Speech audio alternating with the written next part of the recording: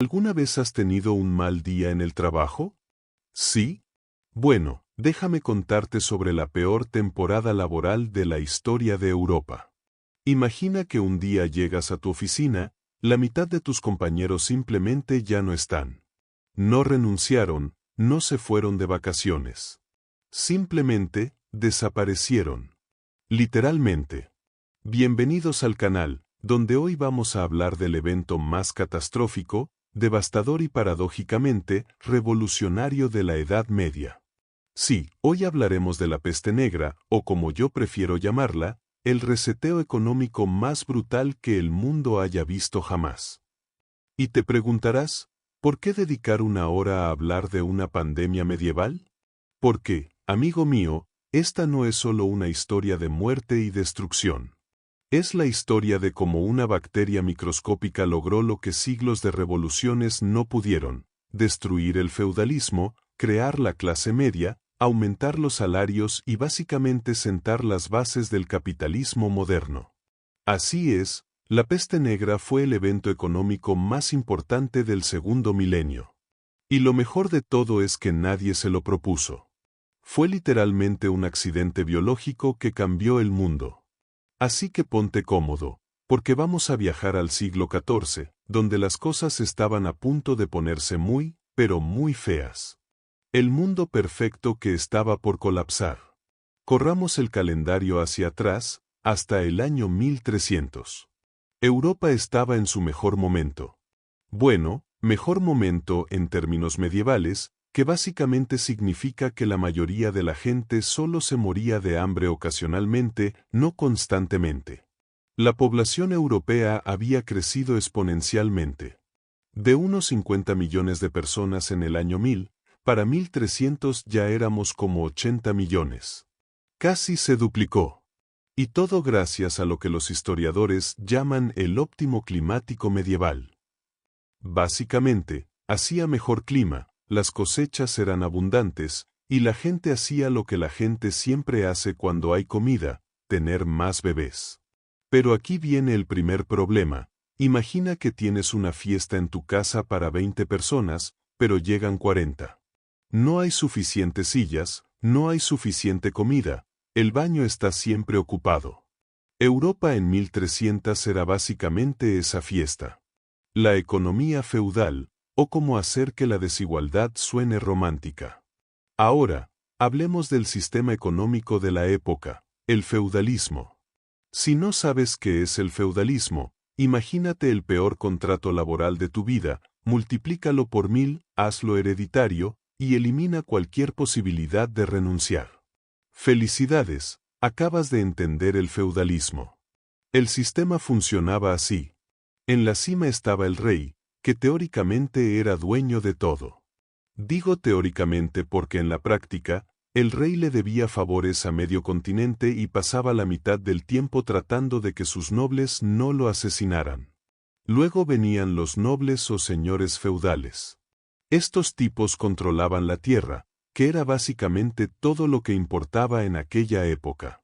Olvídate del dinero, olvídate de las acciones, olvídate de las criptomonedas. En la Edad Media, la tierra era el Bitcoin, el oro y el petróleo, todo junto. Y en el fondo, hasta el sótano del sótano, estaban los campesinos o siervos. Estos pobres diablos constituían el 90% de la población y básicamente eran, bueno, esclavos con mejores relaciones públicas. Técnicamente no eran esclavos porque no podían ser vendidos individualmente. ¡Qué alivio!, ¿no? Solo venían incluidos con la tierra cuando ésta cambiaba de manos. Como un electrodoméstico que viene con la casa. El trato diabólico del siervo. Imagina que eres un siervo en el año 1300. Tu situación es la siguiente. Trabajas la tierra de tu señor 6 días a la semana a cambio, tienes derecho a trabajar un pequeño pedazo de tierra para ti mismo, en tu día libre no puedes irte. Literalmente, estás atado a la tierra. Si intentas escapar y te atrapan, bueno, digamos que las consecuencias no eran exactamente un memorándum de recursos humanos: debes parte de tu cosecha al Señor, debes parte de tu cosecha a la iglesia, el diezmo, que en teoría era 10% pero en la práctica podía ser mucho más, pagas impuestos por todo, por casarte, por moler tu grano, por usar el horno del Señor, por respirar, bueno, por respirar no, pero casi. Y la cereza del pastel, este no es un trabajo temporal. Es hereditario. Tus hijos serán siervos, y los hijos de tus hijos, y así hasta el fin de los tiempos. Es como un plan de telefonía móvil del que jamás puedes darte de baja. La economía estancada. Ahora bien, desde el punto de vista económico, este sistema era terrible. No había incentivos para innovar, no había movilidad social, no había competencia real. Era como si todo el continente estuviera atrapado en un videojuego donde no puedes subir de nivel sin importar cuánto te esfuerces. Los salarios estaban fijos por costumbre ancestral. Un campesino ganaba lo mismo que había ganado su bisabuelo, sin importar qué tan productivo fuera. Y como había tanta gente y tan poca tierra disponible, los señores feudales básicamente podían hacer lo que quisieran. ¿Qué no te gusta trabajar para mí? Perfecto, aquí hay otros 10 tipos desesperados que tomarán tu lugar.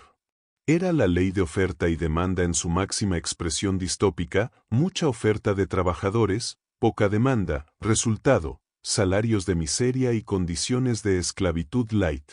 Las ciudades, el rayo de esperanza. Pero no todo era oscuridad. En las ciudades, especialmente en Italia, Flandes y algunas partes de Alemania, las cosas eran diferentes. Aquí había artesanos, comerciantes, banqueros. Sí, ya existían los banqueros, y sí, ya todo el mundo los odiaba. Las ciudades tenían un dicho: el aire de la ciudad te hace libre. Si un siervo lograba escapar a una ciudad y sobrevivir ahí un año y un día sin ser capturado, técnicamente se convertía en hombre libre. Era como el programa de protección de testigos medieval.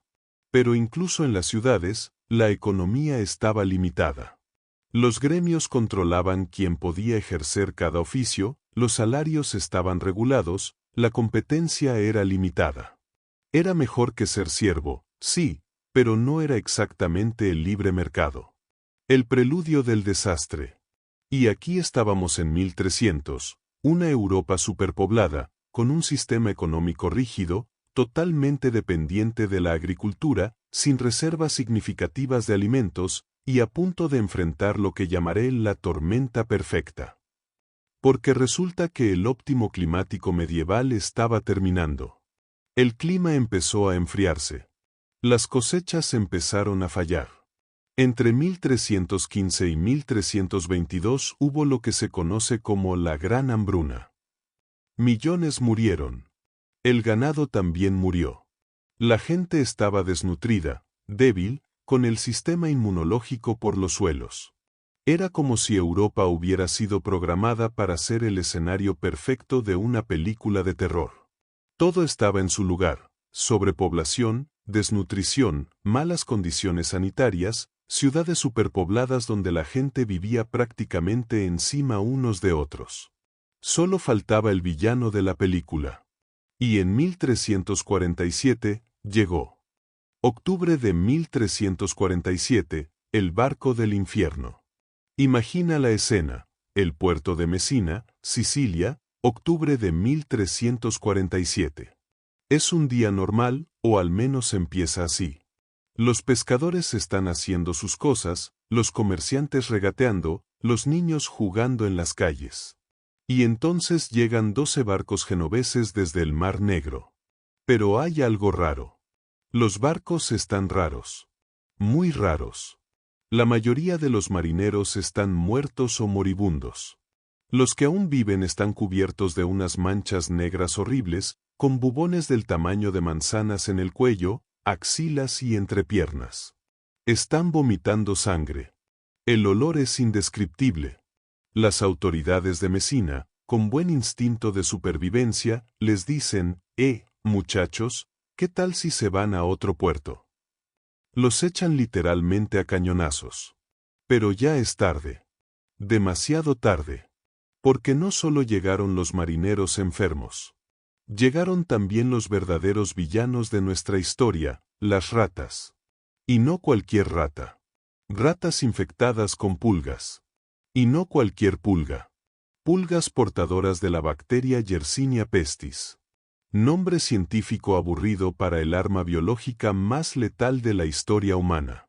La bacteria que venció a Europa.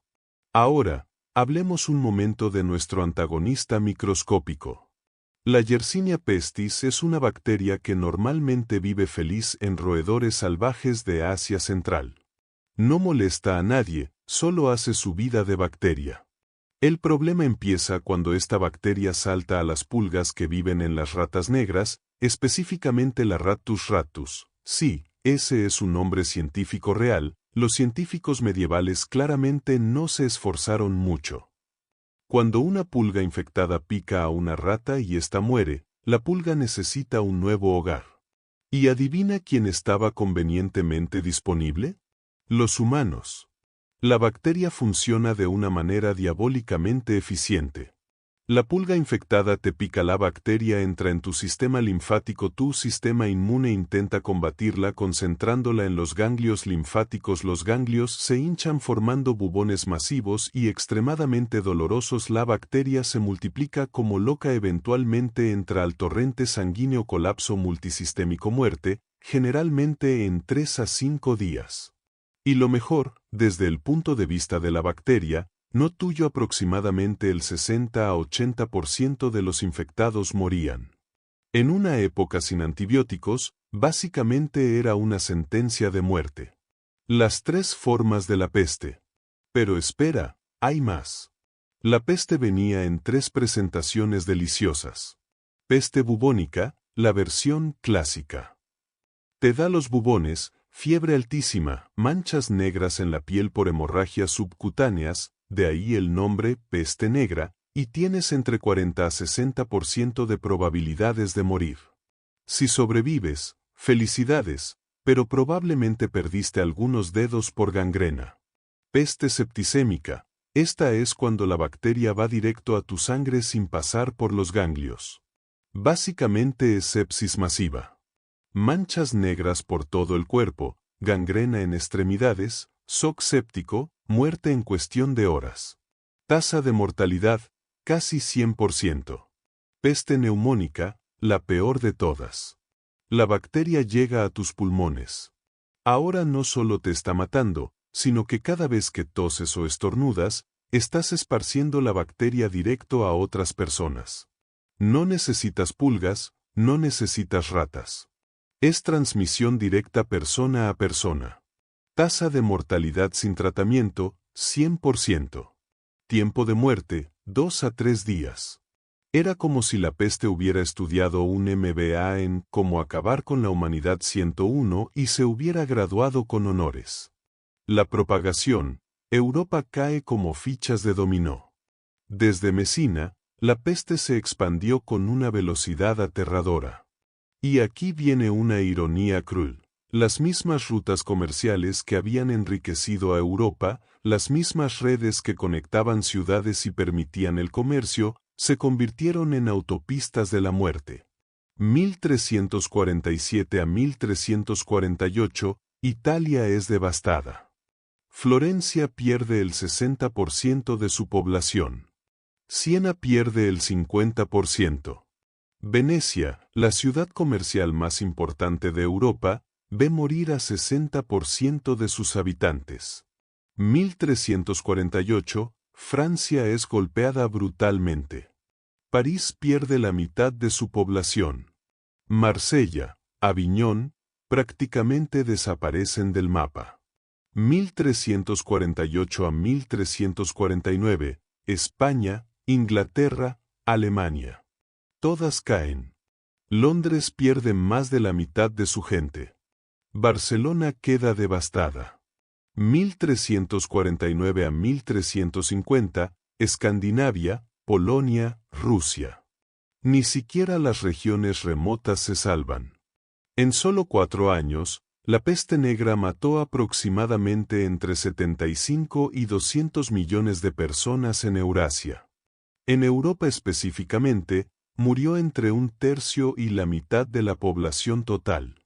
Lee eso de nuevo, entre un tercio y la mitad de toda Europa murió. Para ponerlo en perspectiva, la Primera Guerra Mundial mató alrededor de 17 millones de personas en 4 años, y eso ya nos parece una catástrofe incomprensible. La peste negra mató potencialmente entre 50 y 100 millones solo en Europa. En una época donde la población total del continente era de solo 80 millones. Es, literalmente, imposible imaginar la magnitud de esta catástrofe. El día a día durante la peste, bienvenidos al infierno. Ahora, hablemos de cómo era vivir durante la peste. Y te adelanto, no era divertido. Imagina que despiertas en una ciudad medieval durante 1348. Lo primero que notas es el olor. Las ciudades medievales ya olían mal en circunstancias normales, sin alcantarillado, todos arrojando sus desechos a la calle, etc.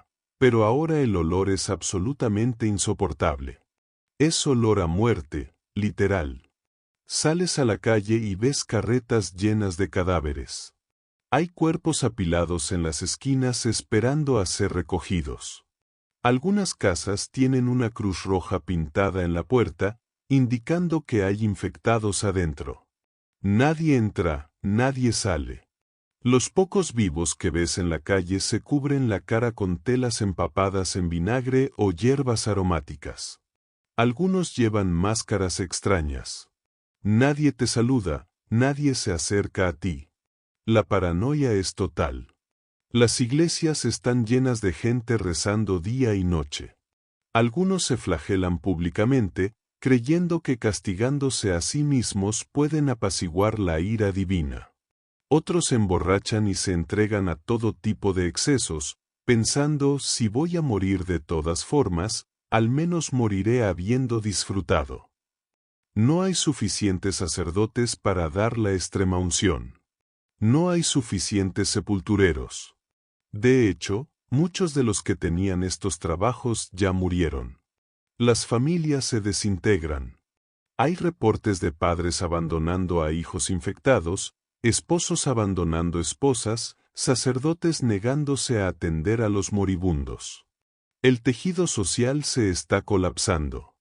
Y cada día te preguntas, ¿seré yo el siguiente? ¿Tendré fiebre? ¿Ese dolor en mi axila es un bubón empezando a formarse?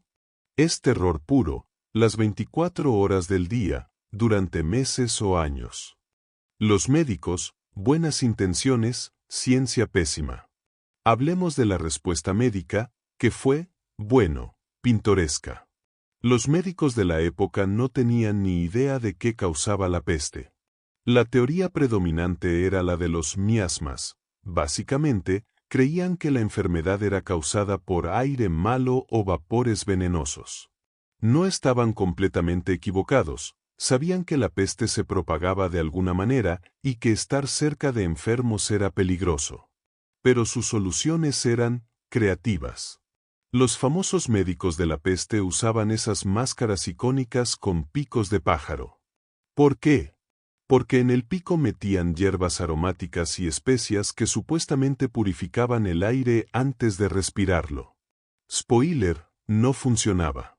Los tratamientos incluían sangrar al paciente, porque cuando estás muriendo de una infección bacteriana masiva, lo que realmente necesitas es perder más sangre, quemar hierbas aromáticas en la habitación, aplicar ungüentos hechos de, mejor no preguntar, drenar los bubones con cuchillos sin esterilizar, lo que probablemente causaba más infecciones, poner ranas muertas sobre los bubones, sí, en serio. Hacer que el paciente bebiera mercurio, que es venenoso, por si no lo sabías. La tasa de éxito de estos tratamientos era 0. Básicamente 0. Algunos médicos se dieron cuenta y simplemente huyeron. No los culpo. Girar y correr era probablemente el mejor tratamiento médico disponible. La respuesta de la Iglesia, confusión espiritual. La Iglesia Católica, que en esta época era la institución más poderosa de Europa, estaba completamente desconcertada. Su explicación oficial era que la peste era un castigo divino por los pecados de la humanidad. Solución propuesta: rezar más, arrepentirse, hacer procesiones religiosas. El problemita con las procesiones religiosas es que juntaban a miles de personas en espacios cerrados. Era básicamente un buffet al yucaneat para la bacteria. Muchos clérigos murieron atendiendo a los enfermos, lo cual era muy noble pero también muy inefectivo. Se estima que murió casi la mitad del clero en algunas regiones. Esto creó una crisis de fe masiva. La gente se preguntaba, si Dios es omnipotente y benevolente, ¿por qué está pasando esto? ¿Por qué mueren los bebés inocentes?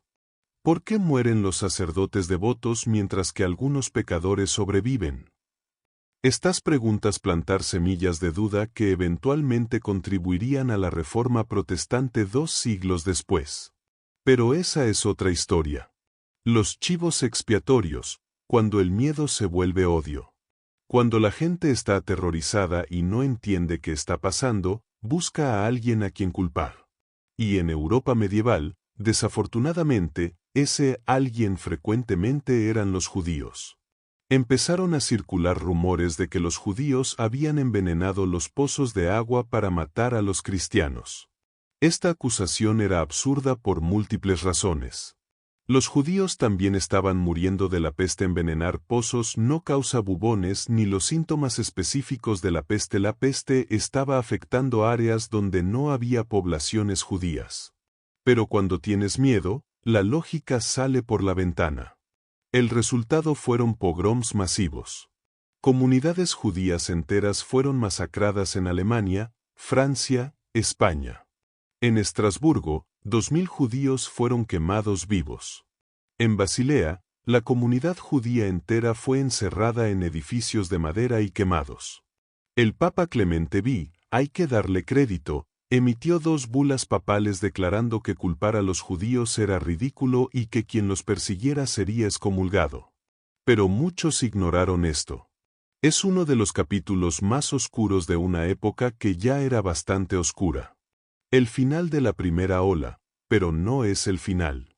Para 1353, la primera gran ola de la peste negra había pasado.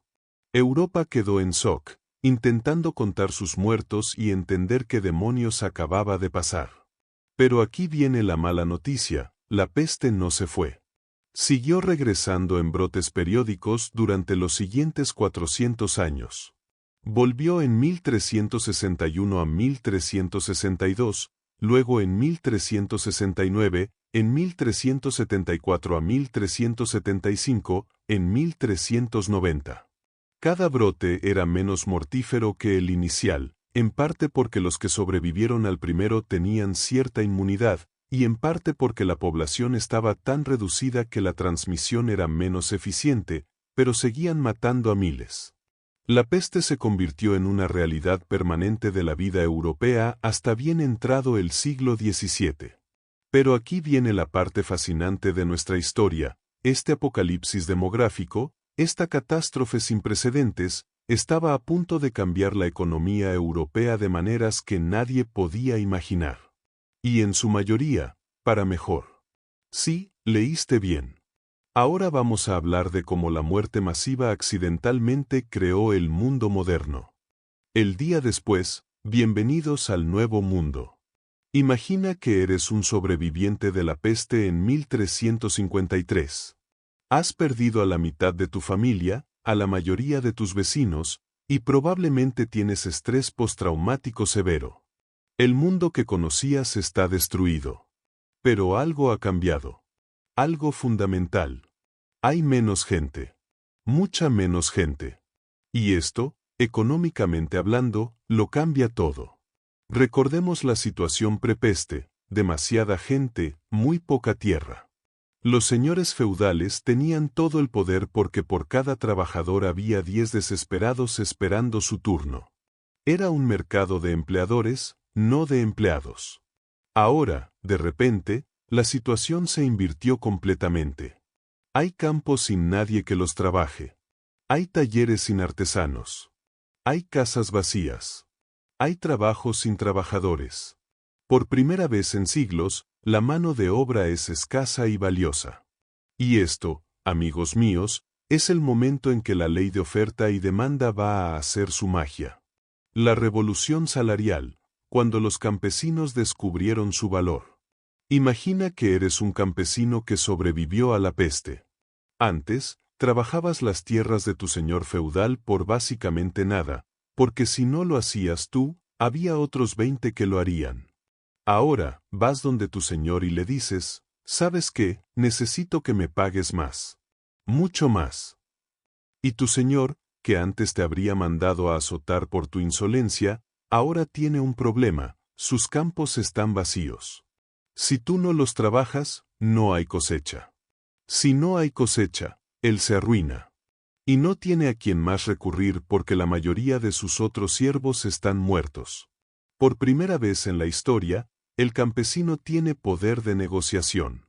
Los salarios empezaron a subir. Y no poco. En Inglaterra, los salarios reales, ajustados por inflación, de los trabajadores agrícolas se duplicaron entre 1340 y 1400. En algunas regiones se triplicaron. Un trabajador que antes ganaba 2 peniques al día ahora ganaba 4 o 6. Parece poco, pero representaba la diferencia entre sobrevivir y tener un estándar de vida decente. Los señores feudales estaban horrorizados. Esto no era natural. Esto era contra el orden establecido por Dios. Los campesinos estaban olvidando su lugar. Las leyes de los trabajadores, cuando el gobierno intenta detener la economía, spoiler, no funciona. Los nobles, viendo que su cómodo sistema estaba colapsando, hicieron lo que los gobiernos siempre hacen cuando no les gusta cómo se están moviendo las cosas, trataron de legislar en contra de la realidad económica. En Inglaterra, en 1349, apenas un año después del primer brote de peste, el rey Eduardo III promulgó la Ordenanza de los Trabajadores, que básicamente decía: los salarios deben mantenerse en los niveles prepeste. Cualquier trabajador que exija más debe ser castigado. Cualquier empleador que pague más debe ser multado. En 1351 esto se convirtió en el Estatuto de los Trabajadores, con penas aún más duras. Francia hizo lo mismo con una ordenanza similar en 1351. En España, Castilla estableció límites salariales. Era un esfuerzo coordinado en toda Europa para mantener el status quo. ¿El resultado? Un fracaso espectacular. Porque resulta que no puedes legislar contra la realidad económica. Si hay 10 trabajos y solo 5 trabajadores, los empleadores van a competir por esos trabajadores sin importar lo que diga la ley. Los empleadores pagaban bajo la mesa. Ofrecían beneficios extras, mejor comida, ropa, un lugar donde vivir. Hacían tratos. Básicamente, encontraban formas creativas de evadir las regulaciones. Los trabajadores se movían de un empleador a otro buscando mejores condiciones. Algunos simplemente abandonaban las tierras de su señor feudal y se iban a trabajar a otra parte. ¿Y qué iba a hacer el señor? ¿Perseguirlos? No tenía suficiente gente ni para trabajar sus propias tierras, mucho menos para perseguir fugitivos. Las leyes de los trabajadores generaron un resentimiento masivo que eventualmente explotaría, literal y figurativamente, en revueltas. Pero no pudieron detener el cambio económico fundamental que estaba ocurriendo. El fin de la servidumbre, la muerte lenta del feudalismo. El sistema de servidumbre empezó a colapsar de múltiples maneras. 1. Movilidad laboral. Los siervos empezaron a escapar a otras tierras donde las condiciones eran mejores. Algunos señores, desesperados por trabajadores, ofrecían paquetes de bienvenida, tierra propia, salarios en efectivo, exenciones de impuestos por varios años. Era como una guerra de ofertas laborales. 2. Conmutación. Muchos señores se dieron cuenta de que era más eficiente cobrar renta en dinero en lugar de exigir trabajo directo. Esto les daba efectivo para contratar trabajadores cuando los necesitaban y liberaba a los campesinos para buscar mejores oportunidades. Gradualmente, los siervos se convirtieron en arrendatarios con mucha más libertad. 3. Consolidación de tierras. Con menos gente, muchos campesinos sobrevivientes pudieron adquirir más tierra, abandonada por los muertos. Un campesino que antes tenía solo un pequeño pedazo ahora podía trabajar 5 o 10 veces más. Esto creó una clase de yeomen o campesinos propietarios en Inglaterra y equivalentes en otros lugares.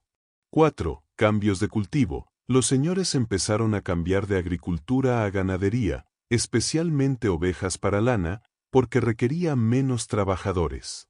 Esto fue especialmente común en Inglaterra y España.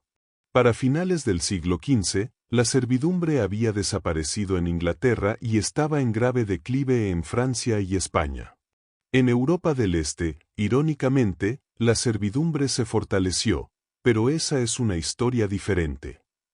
El sistema que había dominado Europa por 500 años se estaba desmoronando, no por una revolución, no por una reforma legislativa, sino por simple economía, ya no era viable. El boom urbano, las ciudades florecen. Si los campesinos se beneficiaron de la peste, los artesanos urbanos se beneficiaron aún más. Las ciudades experimentaron un boom económico impresionante. Aumento salarial masivo. Los salarios de artesanos, albañiles, carpinteros, herreros, etc., se dispararon. Un albañil en Inglaterra ganaba unas 3 a 4 veces más en términos reales en 1400 de lo que ganaba en 1340. Más poder para los gremios. Los gremios de artesanos, que antes eran relativamente débiles frente a los gobiernos municipales dominados por comerciantes ricos, ahora tenían más poder. Sus miembros eran esenciales y escasos. Podían exigir mejores condiciones. Explosión en la construcción. Irónicamente, aunque había menos gente, hubo un boom en la construcción. ¿Por qué? Porque la gente tenía más dinero y quería mejores casas, mejores edificios públicos, mejores iglesias.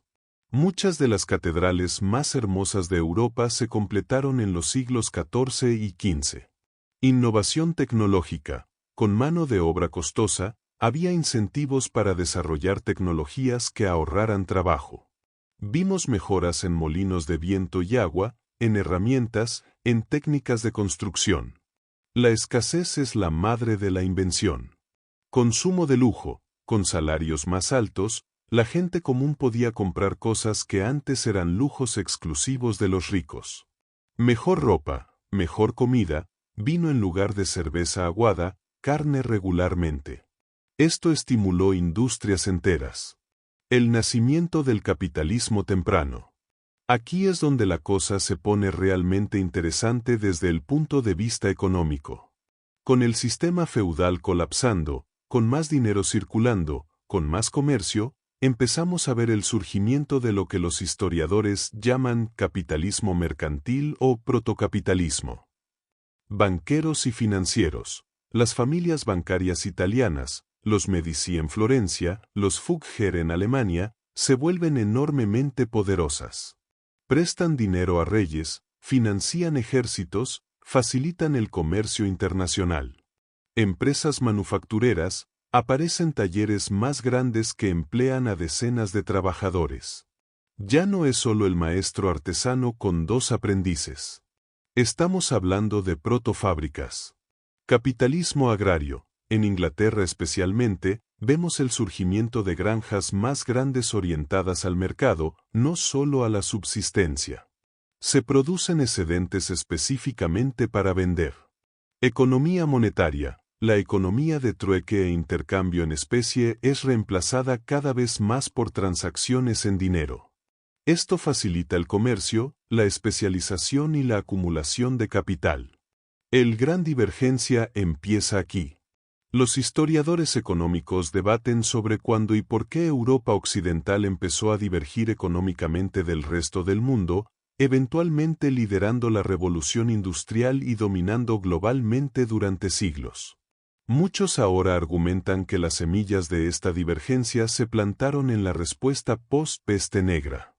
Europa Occidental desarrolló salarios altos, comparados con el resto del mundo, instituciones que protegían derechos de propiedad, mercados laborales relativamente libres, incentivos para innovación tecnológica, acumulación de capital.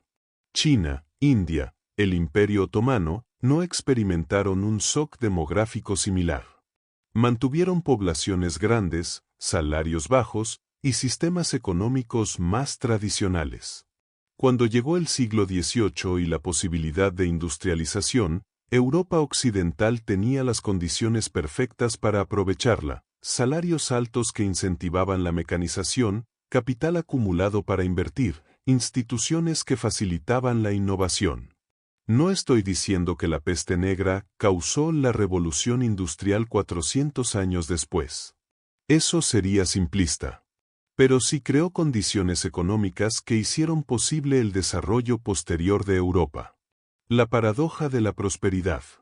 Y aquí llegamos a una de las ironías más grandes de la historia. La peste negra, que mató a un tercio o la mitad de Europa, que causó sufrimiento indescriptible, que destruyó familias, ciudades, naciones enteras. Creó las condiciones para que los sobrevivientes y sus descendientes vivieran mejor que nunca. El nivel de vida promedio de un trabajador en 1450 era significativamente más alto que en 1300. Comían mejor, vivían en mejores casas, trabajaban menos horas, tenían más libertades. Esto se conoce como la Edad Dorada del Trabajador y duró aproximadamente hasta 1550, cuando la población se recuperó completamente y los salarios empezaron a bajar de nuevo. Pero el cambio fundamental había ocurrido. El sistema feudal estaba muerto o moribundo. La servidumbre había desaparecido. Las ideas de mercado laboral, de salarios determinados por oferta y demanda, de movilidad social, se habían establecido. No podías volver atrás. Los perdedores, los nobles, se lamentan. No todos ganaron, por supuesto. Los grandes perdedores fueron los señores feudales tradicionales. Su poder venía de controlar tierra y mano de obra. Ahora la tierra era abundante, relativamente, y la mano de obra escasa y cara. Muchos nobles se arruinaron. Tuvieron que vender tierras. Algunos cayeron en la pobreza. Las viejas familias aristocráticas se lamentaban de los nuevos ricos, comerciantes, banqueros, artesanos exitosos, que ahora podían permitirse lujos que antes eran exclusivamente nobiliarios. Escribieron tratados quejándose de que los sirvientes ahora usaban ropa de colores, que los trabajadores comían carne, que el orden natural del universo se había invertido. Básicamente, eran como los boomers quejándose de los millennials, pero en versión medieval. Algunos nobles adaptaron y prosperaron, convirtiéndose en empresarios, especialmente en el comercio de lana en Inglaterra. Otros no pudieron adaptarse y desaparecieron. La aristocracia medieval estaba en declive. El futuro pertenecía a una nueva clase, la burguesía mercantil y profesional. La transformación cultural, más allá de la economía. Pero la peste negra no solo cambió la economía. Cambió la forma en que la gente pensaba sobre todo, sobre la vida, la muerte, el poder, Dios, el orden social. La crisis de fe y el cuestionamiento de la autoridad. La peste erosionó seriamente la autoridad de la Iglesia. La gente había rezado, había hecho penitencia, había seguido todas las instrucciones eclesiásticas, y nada había funcionado. Los santos no los protegieron. Las reliquias no los salvaron. Las oraciones no detuvieron la muerte. Peor aún, muchos clérigos habían huido abandonando a sus rebaños. Otros habían pedido pagos exorbitantes por administrar sacramentos, básicamente extorsionando a moribundos desesperados. Esto generó un cinismo profundo hacia la Iglesia institucional que eventualmente alimentaría movimientos de reforma. John Wycliffe en Inglaterra, Jan Hus en Bohemia, y eventualmente Martín Lutero en Alemania, Todos capitalizaron este sentimiento de que la Iglesia había fallado en su momento de mayor necesidad.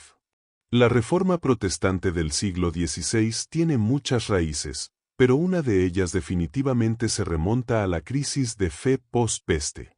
El humanismo y el Renacimiento.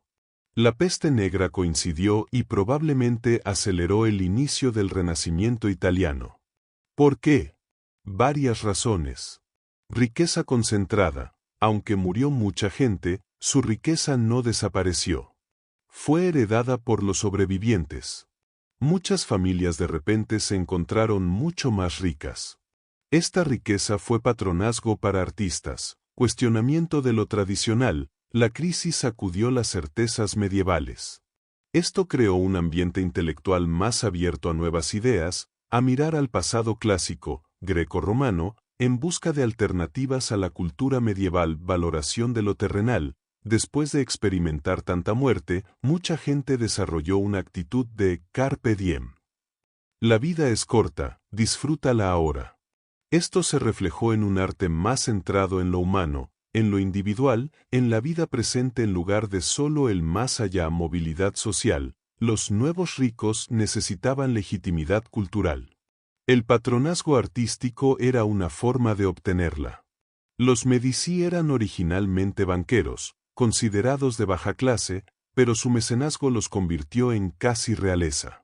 Artistas como Giotto, Petrarca, Boccaccio, quien escribió el Decamerón durante la peste, sentaron las bases del Renacimiento. El trauma de la peste está presente en sus obras. Cambios en el arte. Memento Mori y la danza macabra. El arte europeo se oscureció considerablemente después de la peste. Surgió todo un género de arte. Memento Mori. Recuerda que morirás. Pinturas de esqueletos, de cuerpos descomponiéndose, de muerte personificada. La danza macabra o danza de la muerte se volvió un motivo artístico popular. Esqueletos bailando con gente de todas las clases sociales, reyes, obispos, campesinos, recordando que la muerte no discrimina. Era como si Europa desarrollara PTSD colectivo y lo expresara a través del arte. Pero también surgió un aprecio más profundo por la belleza, por la vida. Hay una intensidad en el arte renacentista que refleja esta tensión entre la conciencia de mortalidad y el amor por la vida. Avances en medicina, lentamente pero seguro. La peste forzó algunos cambios en la práctica médica, aunque lentos. Cuarentenas. Venecia estableció la primera cuarentena formal en 1348, aislando barcos sospechosos por 40 días, de ahí cuarentena, de 40 en italiano. No sabían exactamente por qué funcionaba, pero notaron que ayudaba. Juntas de salud pública. Las ciudades italianas establecieron oficiales de salud pública con poder para imponer cuarentenas, quemar ropa contaminada, aislar barrios infectados. Era sanidad pública primitiva, pero era un inicio. Disección y estudio anatómico. Hubo un aumento en disecciones humanas, antes muy restringidas por la Iglesia, para entender mejor las enfermedades. Esto eventualmente llevaría a los descubrimientos anatómicos del Renacimiento. Hospitales. Se construyeron más hospitales, aunque todavía eran básicamente hospicios donde ibas a morir dignamente más que a curarte. Los avances reales en medicina tardarían siglos, pero las semillas se plantaron. Cambios políticos. El surgimiento del Estado moderno. La peste también tuvo efectos políticos profundos. Fortalecimiento del poder central. Las crisis requieren respuestas coordinadas. Los reyes ganaron poder a expensas de los nobles locales al presentarse como los únicos capaces de organizar respuestas efectivas a la peste. Burocracia. Para administrar cuarentenas, coordinar respuestas médicas, mantener el orden, se necesitaban burocracias más sofisticadas. Los estados empezaron a desarrollar administraciones más complejas. Impuestos. Los gobiernos necesitaban dinero para todas estas nuevas funciones. Los sistemas fiscales se volvieron más sofisticados y más gravosos. Guerras. Irónicamente, aunque había menos gente, las guerras se volvieron más intensas. La Guerra de los 100 años entre Inglaterra y Francia continuó. ¿Por qué? Porque con salarios más altos para soldados, los ejércitos profesionales se volvieron más efectivos. Revueltas populares, cuando la paciencia se agota. Los intentos de los nobles y gobiernos de mantener el viejo orden a pesar de las nuevas realidades económicas generaron revueltas masivas. La revuelta de los campesinos en Inglaterra, 1381, liderada por Wat Tyler y John Ball. Decenas de miles de campesinos marcharon a Londres exigiendo el fin de la servidumbre y los impuestos opresivos. Su lema era: cuando Adán cavaba y Eva hilaba, ¿dónde estaba el Señor? Brevemente tomaron Londres, ejecutaron al arzobispo de Canterbury y al tesorero. El rey Ricardo II, de solo 14 años, finalmente los engañó prometiendo reformas y luego masacró a los líderes. La revuelta falló, pero dejó claro que el viejo orden estaba muerto. Las Jacqueries en Francia, 1358, una revuelta brutal de campesinos en el norte de Francia. Mataron nobles, quemaron castillos. Fue reprimida con extrema violencia, pero nuevamente, el mensaje era claro: los campesinos ya no aceptaban pasivamente el dominio aristocrático. La revuelta de los Ciompi en Florencia, 1378. Los trabajadores textiles, los Ciompi, se rebelaron contra los gremios ricos que controlaban la ciudad. Brevemente tomaron el poder. Eventualmente fueron derrotados, pero fue una señal de la creciente conciencia de clase de los trabajadores urbanos. Estas revueltas fallaron en sus objetivos inmediatos, pero señalaron un cambio fundamental: las clases bajas habían descubierto su poder y no lo olvidarían. La transformación alimentaria, finalmente, carne en la mesa. Uno de los cambios más visibles para la persona común fue la dieta. Prepeste, la dieta de un campesino era brutalmente monótona: pan, gachas, cerveza aguada, alguna verdura. Carne era un lujo rarísimo. Postpeste, con menos gente y más ganado disponible, y con salarios más altos, el consumo de carne se disparó. El trabajador promedio en Inglaterra en 1450 comía más carne que en cualquier momento anterior, y no sería superado hasta el siglo XIX. Había leche, queso, huevos regularmente. Mejor pan. Vino en lugar de cerveza aguada. No es exagerado decir que la salud física de la población mejoró significativamente. La gente era más alta, más fuerte, vivía más tiempo. Si sobrevivías la infancia, podías esperar llegar a 60 a 70 años, comparable a épocas posteriores. La ironía es brutal: la mayor pandemia de la historia mejoró la nutrición de los sobrevivientes. La recuperación demográfica, el largo camino de vuelta. Europa no recuperó su población prepeste hasta aproximadamente 1550, 2 siglos después. Y durante esos 2 siglos, las condiciones económicas favorables para trabajadores continuaron. Solo cuando la población se recuperó completamente los salarios empezaron a bajar de nuevo. De hecho, algunos historiadores argumentan que el período de 1450 a 1550 fue el mejor momento para ser un trabajador común en Europa hasta la Revolución Industrial. Lecciones económicas, lo que podemos aprender. Desde una perspectiva económica moderna, la peste negra es un estudio de caso fascinante. 1. La demografía importa. El tamaño relativo de la población versus los recursos disponibles determina enormemente las condiciones económicas. Malthus tenía razón sobre esto, aunque se equivocó en otras cosas. 2. Las instituciones son resistentes pero no inmutables. El feudalismo parecía tan arraigado que era imposible imaginar su fin. Pero un shock suficientemente grande lo destruyó. Ningún sistema social o económico es permanente. 3. Los mercados laborales encuentran su nivel. Puedes intentar legislar contra la oferta y demanda, pero eventualmente los mercados se imponen.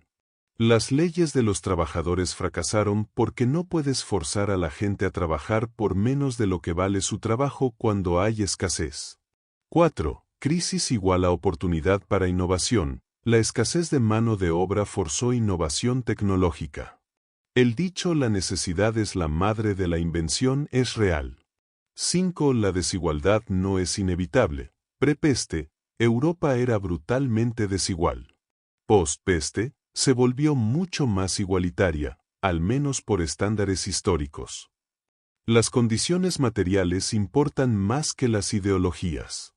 6. El crecimiento económico no siempre viene de más gente. El PIB total de Europa cayó después de la peste, pero el PIB per cápita aumentó.